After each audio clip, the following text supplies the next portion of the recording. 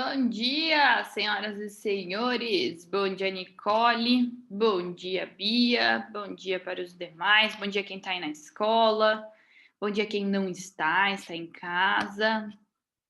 E aí, tudo certo, gente? Muito bom dia, dona Jéssica. E aí, estão bem? Tudo certinho? Minha. Espero que estejam todos bem. Gente, seguinte, deixa eu ver, já estamos conectados na escola, tá tudo certo, né? Acredito que podemos, então, começar sem problemas. Só para organizar a nossa vida até aqui, hoje, nossa última aula do ano, né? Com a graça de Jeová, chegamos até hoje. E ano que vem continua a revisão, mas a ré, eu ia falar, vocês não tem mais REC, né? Pelo amor de Deus. A revisão, mas até o que a gente está fazendo hoje, eu vou abrir minha lousinha aqui só para organizar quem tiver perdido no tempo e no espaço, que pode acontecer claramente. Deixa eu botar aqui um vermelhinho. Então, ficamos assim, tá? Então, hoje, última aula de revisão. Tem oficina à tarde, normal, tá? Última aula de revisão deste ano, que aí depois, ano que vem, continua, claro. Né? Continuaremos ano que vem.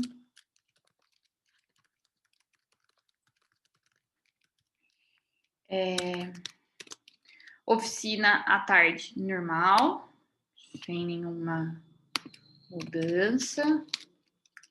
Então, hoje à tarde... Não, já fiz hoje, né? À tarde, última oficina.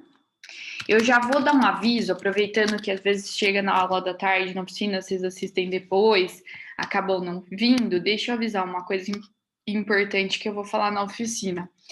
Eu vou dar um tema de redação, só que eu vou dar um prazo curtíssimo para vocês, que é entregar até amanhã. Aí você vai falar, porra, Carol, mas aí você ferra com a gente. Então, na verdade, é porque o que acontece? Eu vou marcar a entrega para amanhã até meia-noite, porque quarta-feira o Gabriel vai fazer as correções disso, porque quarta-feira é o nosso último dia antes do recesso. Então, não adianta eu falar para vocês entregarem semana que vem, porque semana que vem vai estar em recesso, ele não vai corrigir mesmo, nem tem que, né? Na verdade, não estaremos, com a graça de Deus, trabalhando semana que vem. Então, quem quiser ter essa redação corrigida rápido, manda até amanhã, 23h59 da noite, e aí na quarta ele vai passar o dia fazendo essas correções, devolvendo para vocês, tá bom? Então, tô avisando, quem não vier na oficina à tarde já fica avisado. Então, vai ter tema, mas o prazo é curtíssimo, porque quarta-feira é o último dia antes do recesso, tá bom? Então, à tarde, última oficina. O tema já tá postado lá no Drive da escola, e quando eu fizer a postagem no Classroom da oficina hoje, também coloco novamente, né? Tema 31, já postado no Drive da escola. Google Drive, né? Fiquei sabendo que o Google deu problema, né? Hoje de manhã. Google Drive da escola. E também será disponibilizado junto à gravação. Hoje à tarde. Certo? Maravilha. E aí, só esse pedido, né? Quem quiser ter a redação corrigida rapidamente, enviar até amanhã, 23h59, que o Gabriel vai fazer a correção na quarta e envia para todo mundo, porque aí depois é recesso, tá bom?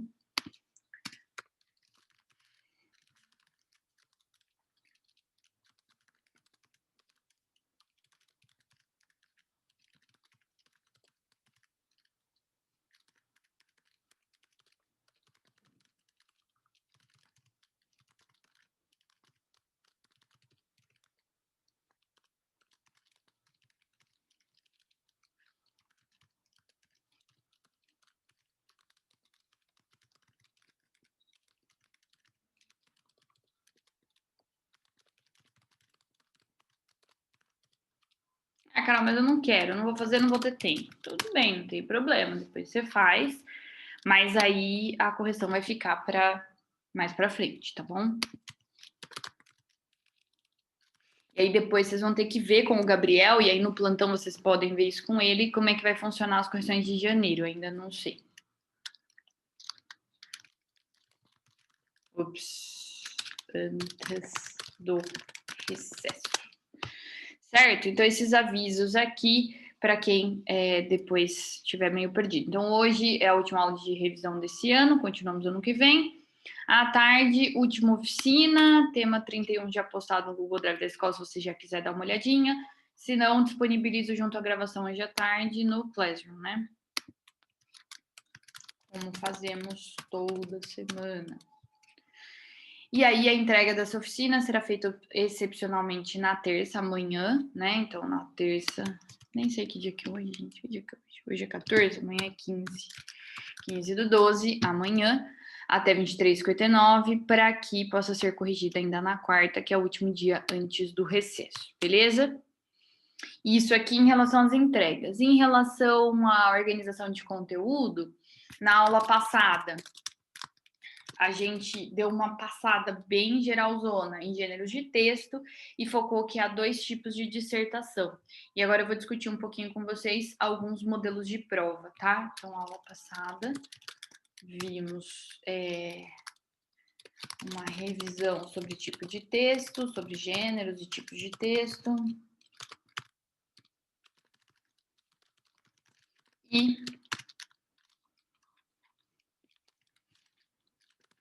dissertação clássica e modelo Enem.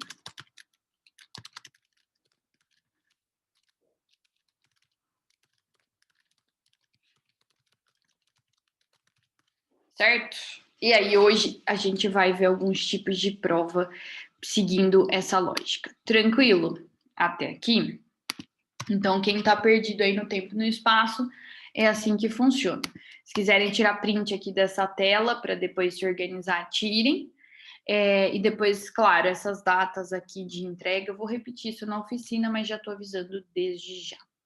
Maravilha, vida feliz? Vou sair dessa telinha, depois quiserem que eu volte, alguém perdeu, me avisa que eu volto, beleza? Bom, e daí, na semana passada, então eu tinha falado assim, estamos fazendo uma revisão, então a gente viu que a dissertação ela pode seguir 2 caminhos, o que a gente chama de dissertação clássica e a dissertação que o Enem cobra. O que é diferente na dissertação do Enem? Como eu frisei bastante na semana passada, na verdade a estrutura é a mesma, introdução, tem tese, fala sobre o tema, tem os parágrafos de desenvolvimento que trabalham a argumentação e vai para a conclusão. Qual que é a diferença? No caso do Enem, a gente tem um critério a mais, que é o critério que nos diz respeito sobre a proposta de intervenção. Só isso, tá? O restante continua igual. Bom, só para ilustrar o que eu estou falando, eu vou abrir aqui só para a gente ter uma ideia. No caso aqui, eu estou compartilhando a prova do ano passado. E aí eu vou olhar para a redação. Poderia ter marcado qual é a página, mas não, né? Se a gente pode ficar passando a tela, por que marcar a página antes? Se a gente pode fazer isso. Ei, dona Ana Carolina. Mas enfim, vamos lá. Tô passando devagar porque eu não lembro, eu acho que não lembro se a prova a redação tá realmente no final ou tá no meio. Ai, Marcelo Glazer, adoro esse físico. Esse cara aqui, gente, Marcelo Glazer, ele é físico, dá aula lá nos Estados Unidos hoje em dia, brasileiro. Meu, ele é muito, muito legal. E ele super didático, né? Bem aquele tom de professor mesmo. E ele tem um canal no YouTube. Não sei como é que chama o canal dele. Agora eu esqueci. Mas se você colocar lá Marcelo Glazer, já vai vir o canal dele. Gente, ele faz entrevistas ótimas. Ele fala de conteúdo de física.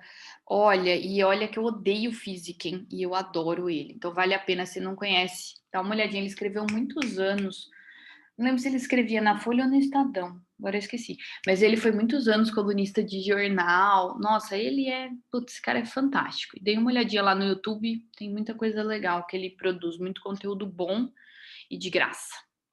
Bom, Aqui, o ano passado, quem fez a prova, né, ouviu depois. Ai, obrigada. Já me falaram aqui que o canal é Marcelo Glazer mesmo, não tem nome, não tem um nome específico, né? Obrigada, é isso mesmo. O ano passado, quem fez a prova ou teve acesso à prova, encontrou isso. O que é importante pensar? As instruções sempre as mesmas, mas dê uma olhada, tá? É importante que, mesmo que você bata o olho e fale, parece que é a mesma coisa, leia, tá lá na prova, leia, né?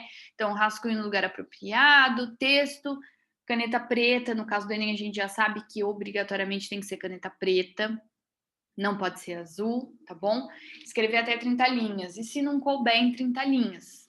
Paciência, não vai ser corrigido, o que tá fora da margem não é corrigido, tá? Então não escreva fora da margem nem fora do limite. A redação que tiver cópia, né, tanto da proposta como do caderno de questões, vai ter o número de linhas que foram copiadas desconsideradas. Então não faça isso porque, né, você vai gastar tempo e caneta à toa. E nota 0, textos de 7 linhas ou menos, fugir do tema ou não atender ao tipo dissertativo argumentativo. Não é o caso de vocês, claro, mas se você não dá conta do tema ou não dá conta do gênero, infelizmente o texto está fora. Apresentar alguma parte desconectada do texto, então essa norma que apareceu, essa regra apareceu depois que as pessoas engraçadinhas, né, quiseram testar a banca e aí fazer aquelas gracinhas de escrever hino de time, de escrever receita do miojo, então colocaram isso, tá? Tem gente que a gente fica até triste de ter que zerar uma redação, porque você fala assim, poxa, né? Às vezes a pessoa realmente foi na ingenuidade. Tem gente que escreve ali uma oração, sabe? Mas não pode, gente. Nada que não seja parte do texto, não escreva, tá? Recado para banca. Pelo amor de Deus, não faz isso. Nome, assinatura, rubrica, nada disso pode. Maravilha. E aí você tem aqui a construção da coletânea. O que é interessante pensar? A coletânea do Enem, ela é bem pontual, curta, tá?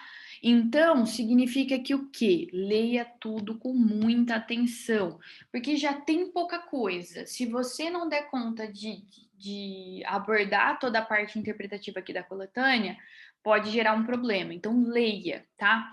Mas, Carol, não fala que se eu ficar só em cima da coletânea, na competência 3, que é a competência que avalia coerência, e a competência 2, né, que avalia tipo de texto e análise de propósito, eu vou ficar com uma nota mediana? Sim, se você ficar só em cima do que a coletânea, se só reproduzir as ideias da coletânea, sim, né? Mas eu preciso ler a coletânea porque a minha interpretação do tema e o meu entendimento do tema parte da coletânea. Isso para qualquer vestibular, pelo amor de Deus, tá? E aí, claro que você pode ler primeiro a proposta, a partir da leitura dos textos motivadores e com base nos seus conhecimentos construídos ao longo de sua formação. Quer dizer, você parte dessa leitura, mas a ela você acrescenta a sua bagagem cultural. Então, tudo que está escrito aqui, gente, não está escrito de graça. Tem um porquê. Quem redige as propostas, redige com uma intenção. Redige seu texto dissertativo em modalidade escrita formal sobre o tema democratização do acesso ao cinema no Brasil, apresentando uma proposta de intervenção que respeite os direitos humanos, né, e organize tudo em torno de um ponto de vista. Então, leu a proposta aqui, você já sabe, né, que aquela conversa tipo, ai, no Enem não pode ter opinião, aquelas bobeiradas que a gente já ouviu, né? Enem você não pode ser muito enfático na sua argumentação, pelo amor de Deus, né, gente? Olha, só ler a proposta, né? Nem precisa ser tão Sherlock Holmes aqui para saber, né, que a prova espera que sim, você tenha um posicionamento claro, né, de defesa de ponto de vista que vai ser sustentado pela sua argumentação, tá bom? Outra coisa, o Enem, normalmente nos últimos anos, não trabalha com pergunta-tema, por exemplo. Mas isso não te impede de, na hora de começar a fazer a sua organização de projeto de texto, você seja responsável pelos seus questionamentos que te ajudem a pensar sobre o tema. Então, ele coloca aqui: democratização do acesso ao cinema no Brasil. Tá, então o que eu posso pensar? Por que que eu preciso ter essa democratização de acesso ao cinema no Brasil? Ou como está, em que pé está essa democratização de acesso ao cinema no Brasil? Ela está ocorrendo, né? Então, o acesso ao cinema no Brasil é um processo democrático? Então, as perguntas que você pode fazer aqui para pensar o tema podem estar no seu projeto. Então, ainda que aqui ele não tenha pergunta-tema, você pode transformar isso em questionamentos para que te ajude a formular uma tese em relação a isso. Outra coisa que você tem que ter em mente, segunda coisa, pensar que se ele está te colocando aqui a questão de acesso ao cinema no Brasil, será que está tudo bem, está tudo maravilhoso? Lógico que não. Porque pensa em linha de raciocínio óbvia, se os temas do Enem solicitam que o candidato ou a candidata faça uma proposta de intervenção, elabore uma proposta de intervenção para tentar amenizar aquela problemática ou resolver aquela problemática, se tivesse tudo lindo e maravilhoso, esse tema não estaria aqui, certo? Porque aí não teria o que você pensar em como resolver, se já tivesse resolvido. Então, todo tema que aparecer para você no Enem significa que o quê? Não tá tudo bem, não tá tudo tranquilo, e por isso estamos aqui discutindo sobre, tá? Então, isso é claro. Se tivesse tudo lindo e maravilhoso, não estaria sendo discutido na proposta de redação. Texto 1, ele ia falar, né, aqui sobre o começo, né, a fundação do cinema, né, os primeiros filmes. O texto 2 também define aqui a ideia do que é o cinema. O texto 3, ele tem um infográfico. Então, o Enem gosta muito que a coletânea siga, né, uma linha de raciocínio bem clara. Que qual é?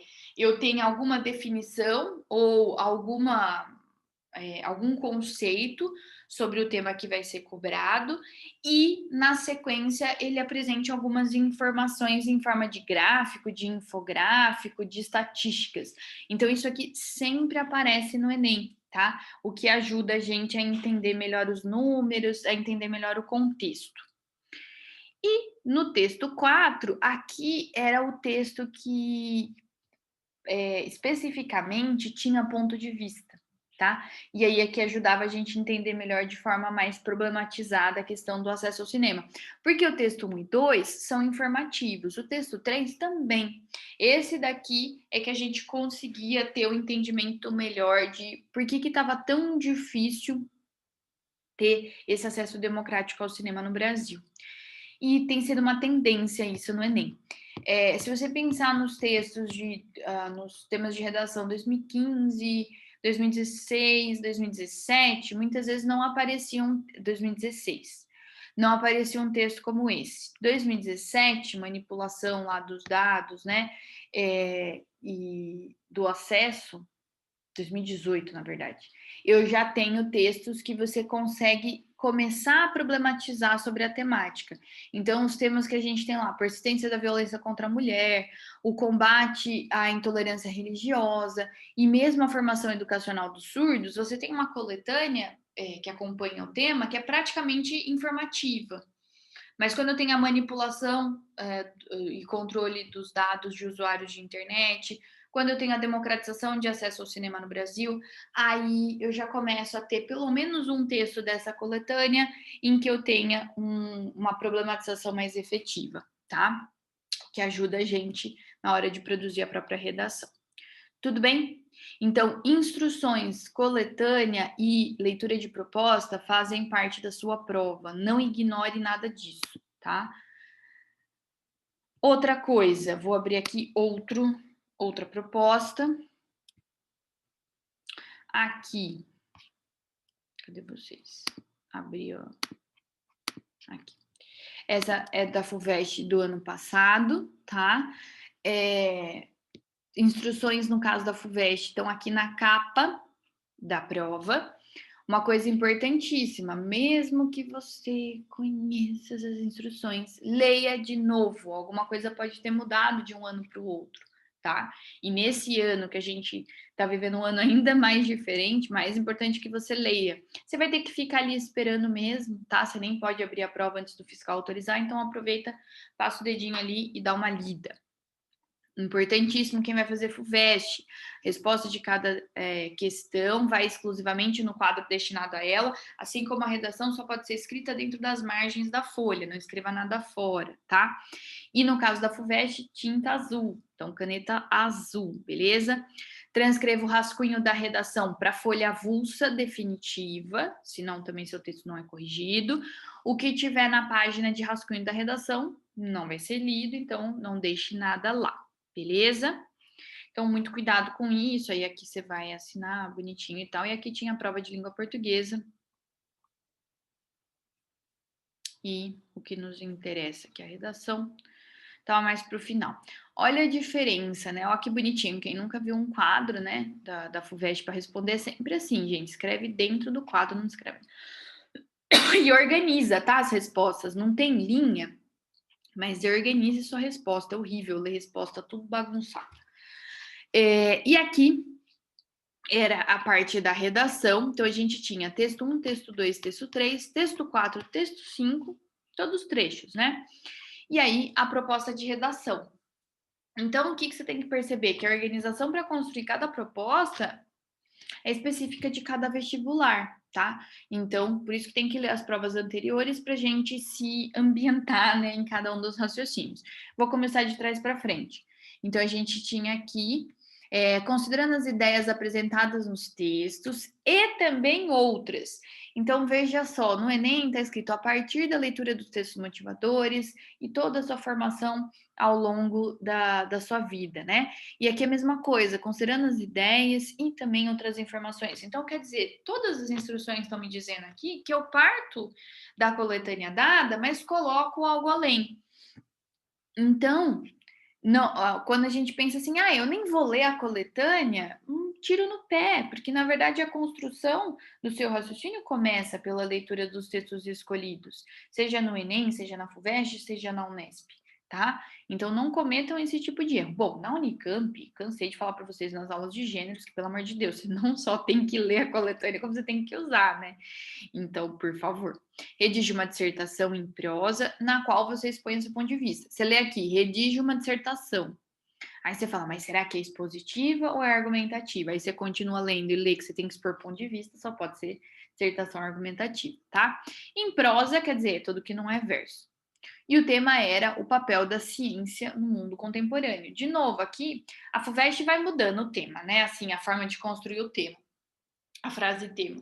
Mas nesse ano não era uma pergunta. Posso transformar em pergunta na hora de fazer o meu projeto de texto? Claro. Qual que é o papel da ciência no mundo contemporâneo? O papel da ciência no mundo contemporâneo mudou em relação ao passado. E uma coisa interessante, o tema aqui da FUVEST, ele estava focando o papel da ciência no mundo contemporâneo, no agora. Mas nada me impede de fazer um raciocínio com a história para comparar com o momento atual, para dizer se está igual, se está diferente, ou em partes está igual, em partes mudou.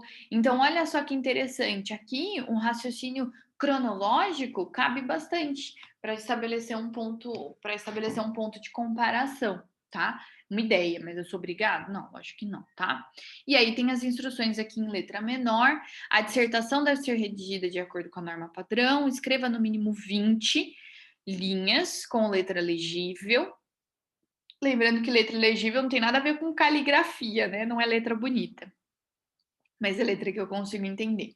E não ultrapasse o espaço de 30 linhas da folha de redação, então é entre 20 e 30. Deu um título. Título conta como linha escrita. Se título conta como linha escrita em qualquer prova de avaliação, então você escreve ele sempre na linha 1. Precisa pular linha do título para o primeiro parágrafo? Não, para que ficar perdendo linha à toa? Aquela linha não vai ser contada, mas ao mesmo tempo você perde para depois usar.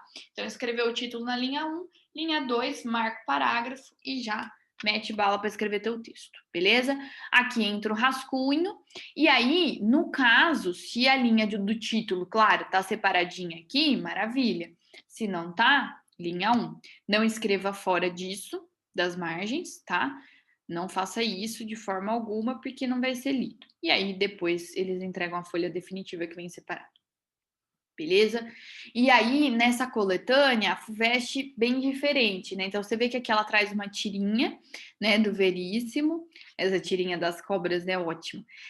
Uma cobra fala para outra assim, né? Não foi você que inventou a roda? Ela fala, foi. Mas já me arrependi, né? Porque quase fui atropelada aqui pela roda, né? E aí ele vai trazer aqui o papel da ciência na sociedade, no texto 2, é um texto teórico. E olha só que interessante, eu sempre falo para vocês, leia da onde o texto foi tirado, né? Leia a bibliografia que está aqui embaixo, disponível em revistas.usp.br. Então, artigo científico, tá? Que vai discutir o papel da ciência.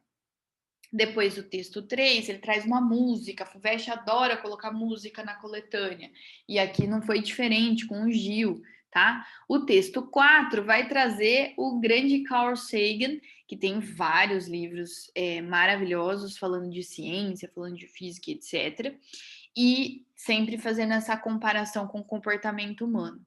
E depois o texto 5, usando ciência para negar a ciência, que foi publicado esse artigo no Nexo Jornal. Então, olha só que coletânea rica a FUVEST traz para a gente. Ela trouxe um artigo publicado num jornal de acesso, né, para todos, né, que é o Nexo. Você digita lá na internet Nexo Jornal, você lê todos os artigos. Você tem o Carl Sagan, que é físico, mas ao mesmo tempo escreve para as grandes massas. O Gilberto Gil Música, aqui um texto acadêmico publicado na revista da USP e uma tirinha. Então, quer dizer, você tem de tudo para pensar a temática aqui, tá? Então, leia com muita atenção e a partir daí faça os seus questionamentos em cima do tema para poder ir formulando a sua tese e que caminho você vai seguir. Mais um modelo de prova.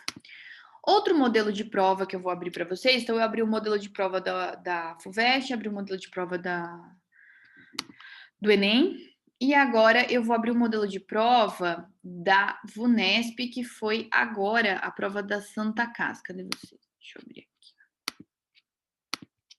Uma prova da Santa Casa, essa aqui, tá? Essa prova foi aplicada agora e ela é feita pela VUNESP. E aí vocês vão perceber que a VUNESP, que é a instituição que faz várias provas de avaliação, né? Várias provas classificatórias e também faz a prova da Unesp, claro, tá? Eu tenho também na capa as instruções, confira os dados, utilize tinta preta, então VUNESP tinta preta, assine no local indicado. Essa prova contém 20 questões discursivas e uma proposta de redação. Também, mesma coisa, né? Cada resposta tem que estar no espaço correspondente, não escreva fora. Encontra-se nesse caderno a classificação periódica, que poderá ser útil, então você tem lá a tabela periódica, 4 horas, blá, blá, blá. E aí, ao final da prova, entregue ao fiscal a folha de redação e caderno de questões, obviamente, tá? E aí, aqui você tem a prova bonitinha, e eu vou para o final, onde tem a redação. Lembrando que semana passada a gente falou da redação da FAMEMA, lembra? Que não era fácil. E aí, peraí. Que também foi feita pela VUNESP, tá? E aqui eu tenho a redação agora da Santa Casa. Eu vou ler de trás para frente, tá? Redação, vou ler a proposta e volto para os textos. E aqui também, ó, o rascunho não serão considerados, então você tem o rascunho aqui para utilizar. E aí o tema dizia assim: o fornecimento de medicamentos de alto custo pelo Estado, entre o direito coletivo e o individual. Lembra que na semana passada, quando a gente discutiu sobre o tema da FAMEMA, eu falei: olha a construção da frase tema. Como é importante a gente observar que muitas vezes eu vou ter a bilateralidade como uma marca dos temas produzidos pela VUNESP. Tará, olha aqui, né? Então, com base nos textos apresentados da coletânea e nos seus próprios conhecimentos, então a mesma construção de proposta aqui que a FUVEST, o Enem pensam, escreva um texto dissertativo argumentativo, então tem que ter ponto de vista, tem que ter argumentação, seguindo a norma padrão sobre o tema. Então, o fornecimento de medicamentos de alto custo pelo Estado, né? Então, quer dizer, o fato do Estado fornecer medicamentos de alto custo para as pessoas que têm determinadas doenças. entre o direito coletivo e o individual. Presta atenção no uso dessas preposições. Se eu estou falando que ele passa por uma coisa e outra, eu posso ignorar uma das partes desse tema? Claro que não.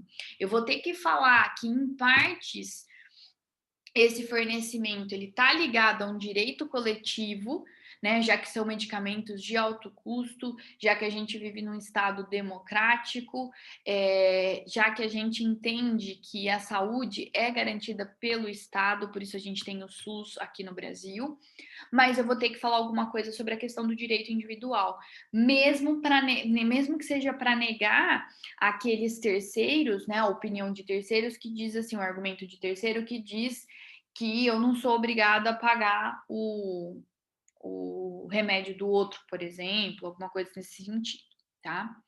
Então, eu vou ter que passar por todas as partes. Então, eu vou ter que falar desse fornecimento de medicamentos de alto custo pelo Estado e como que ele perpassa essas duas pontas da temática, o direito coletivo e o direito individual, tá?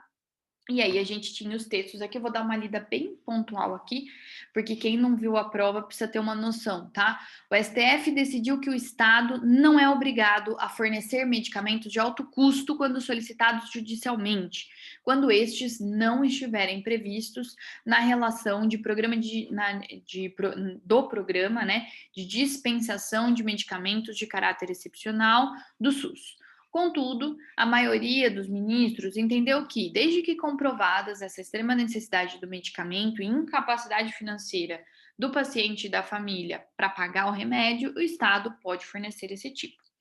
No entendimento do ministro Alexandre de Moraes, decisões judiciais favoráveis a poucas pessoas, por mais importantes que sejam seus problemas, comprometem o orçamento total destinado a milhões de pessoas que dependem do SUS. Segundo Alexandre de Moraes, não há mágica orçamentária e não há nenhum país do mundo que garanta acesso a todos os medicamentos e tratamentos de forma generalizada. Então, quer dizer, ele deixa bem claro aqui que se não tiver previsto nesse programa de medicamentos, o Estado não é mais obrigado a pagar esses medicamentos de alto custo. Isso aconteceu agora, tá? Olha aqui, ó, 11 de março, então é bem atual. Texto 2. Se por um lado, e aí aqui, se por um lado, né, por outro, aqui eu já vou ter a construção de um raciocínio argumentativo. Se por um lado há preocupação com o aumento de gastos públicos com o fornecimento de medicamentos de alto custo, por outro, existem pacientes que buscam a sobrevivência ou qualidade de vida.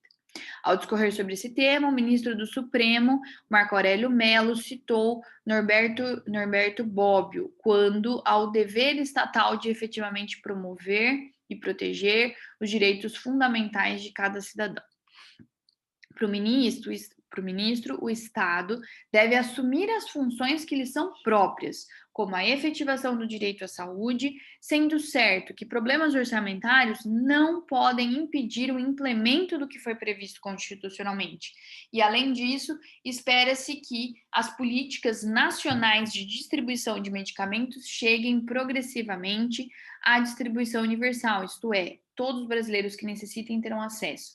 Percebe que aqui eu tenho o texto 1 falando do que foi decidido lá de 11 de março e o Alexandre de Moraes justificando por que eles votaram dessa forma e decidiram dessa forma.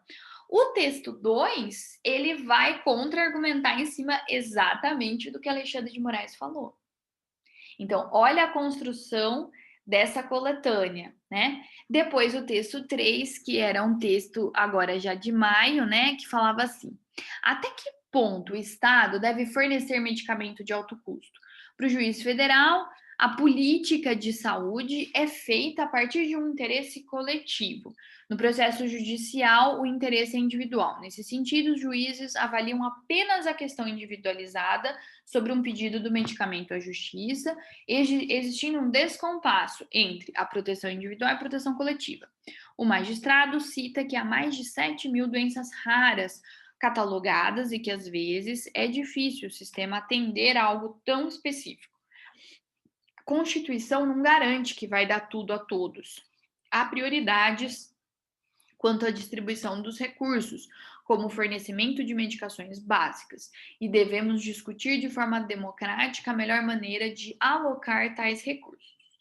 Segundo Donizete Jean Berardino, diretor do Hospital Pequeno Príncipe de Curitiba, a questão envolvendo o fornecimento de medicamentos de alto custo gera uma situação difícil, pois os médicos têm que pensar nas necessidades do paciente que precisa da medicação e o poder público precisa pensar no direito coletivo das pessoas, né? Então, será que eu vou conseguir dar acesso a tudo isso? Então, veja só, a construção e principalmente porque a Unesp, a VUNESP, né, enquanto instituição que produz provas, ela trabalha frequentemente com essa bilateralidade. O que ela está me mostrando aqui? Ela está me mostrando que eu vou ter que passar por esses dois pontos. Então, a coletânea que ela constrói fala do fornecimento de medicamentos de alto custo, ao mesmo tempo fala de como isso tem a ver com o direito coletivo e como tem a ver com o direito individual. Então, quer dizer, ela vai opor aqui falas, vozes, para poder construir essa bilateralidade. Cabe a você, enquanto candidato, optar, né, por uma construção de argumentação ou por outra. Então, por que eu estou mostrando essas três construções aqui para vocês de proposta? Porque vocês percebem que é muito diferente quando eu penso na escolha do Enem para os textos da coletânea, que é diferente da FUVEST, que é mais diferente ainda da VUNESP.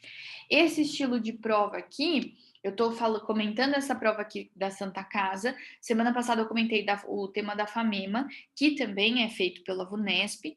E na oficina à tarde, além de eu discutir o tema que eu selecionei para hoje, que vai falar sobre o saneamento básico, né, e o acesso, eu vou colocar um outro tema também feito pela VUNESP, que foi do Einstein, né, da Faculdade de Medicina Einstein, que saiu ontem também. E aí é um tema que segue nessa mesma linha, a questão da bilateralidade e a construção de uma coletânea que me mostre esses dois lados e que me façam pensar que há duas discussões em curso aqui e eu vou optar por uma ou por outra para defender o meu ponto de vista. Mas uma coisa é essencial: eu vou ter que falar de medicamento de alto custo e o fornecimento disso pelo Estado, e eu vou ter que falar de direito coletivo individual. Eu não consigo escapar disso. Mesmo que eu vá falar que é essencialmente um direito coletivo ou é essencialmente um direito individual, se for o caso, beleza, mas eu tenho que falar sobre tudo que está aqui. Eu não posso falar só uma coisa ou só outra, porque aí eu vou tangenciar o tema. Beleza? Estamos conversados aqui? Então, eu vou parar por aqui. Na oficina, então, eu falo do tema do Einstein, que também segue a bilateralidade, e é um tema montado pela VUNESP também. E falo do tema de saneamento básico, que é o que está proposto para hoje. Beleza? Na oficina.